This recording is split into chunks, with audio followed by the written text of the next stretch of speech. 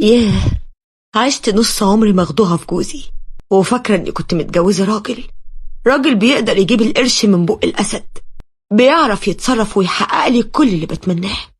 كنت فاكرة اني مرات أكبر محاسب في أكبر شركة فيك يا مصر، لكن الحقيقة طلعت غير كده خالص. واتصدمت في الآخر صدمة كسرت لي ظهري، كسرتني أنا وولادي، ومبقناش عارفين نواجه الناس. أنا منى، ست عندي 40 سنة ومتجوزة من 15 سنة. جوزي تقدمني وأنا كنت طايرة بيه، وفعلا وافقت أنا وأهلي على طول. ولأني كنت من صغري مكافحة، كان نفسي أعيش عيشة كويسة ومحترمة. أمجد جوزي شغال محاسب في شركة مقاولات كبيرة في القاهرة، وكان دخله كويس، وهو انتهز الفرصة وزغلل عينينا بالفلوس والهدايا. هو كان بقاله فترة بيحاول يلمح لي من بعيد لبعيد، وفي كل مكان أروحه كنت بلاقيه موجود، لكن لأني بنت متربية ما اديتلوش فرصة انه يكلمني من ورا أهلي، وطلبت منه انه يجي البيت وتبقى رسمي، وفعلا حصل، وأبويا وأمي وافقوا على طول. عشت معاه فترة خطوبة من أحلى وأمتع فترات حياتي، كانت كل حاجة بتمناها بلاقيها عندي مهما كان تمنها.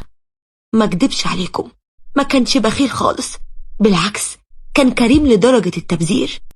وفي يوم واحنا خارجين مع بعض قابل واحد زميله ومراته، وكانوا لسه متجوزين جداد، واتعرفنا على بعض وكانت قعدة لطيفة جدا.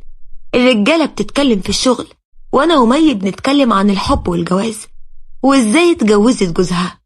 عدت القعدة وما حسناش بالوقت خالص، لحد ما قام أشرف زميل أمجد وقال: يا جماعة، الوقت سرقنا جدا، احنا لازم نمشي، عندنا شغل الصبح، ولا انت مش ناوي تروح يا أمجد؟ أمجد رد وقال له: لا طبعا ناوي يا حبيبي، هو انا اقدر اتأخر؟ انت عارف الشركة دي ماشية زي الساعة، لا بتقدم ولا بتأخر. ضحكنا كلنا، وكانت فعلا قاعدة ما يتشبعش منها، وكل واحد فينا روح على بيته.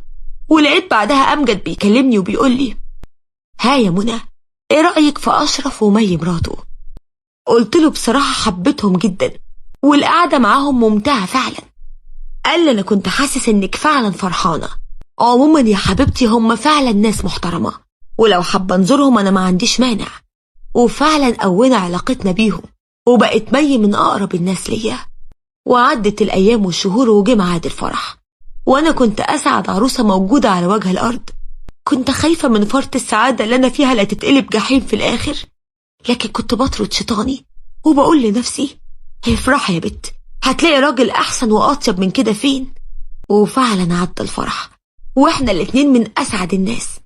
وكملت بعدها بشهرين وبقت حامل في توأم بنت وولد.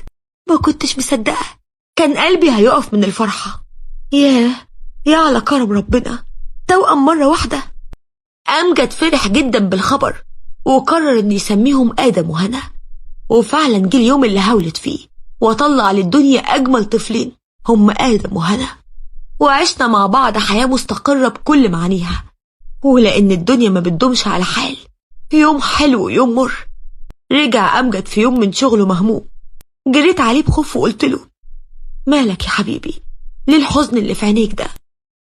قال لي: أصل في مشكلة في الشركة، وللأسف كان تأثير مني أنا، ومش عارف أحلها، ولو ما اتحلتش ممكن أترفد فيها. اتخضيت جدا وحاولت إن أهون عليه وقلت له: ولا يهمك يا حبيبي، ما تضغطش على نفسك، واللي ربنا عايزه يكون. قال لي: ربنا يصلح الحال، وسابني ودخل نام. وتاني يوم قام لشغله ورجع على نفس الوضع، وما حبتش إن أسأله أو أضايقه، وسبته في همه لوحده، واتلهيت مع العيال، وبقيت بكتفي إني بدعي ربنا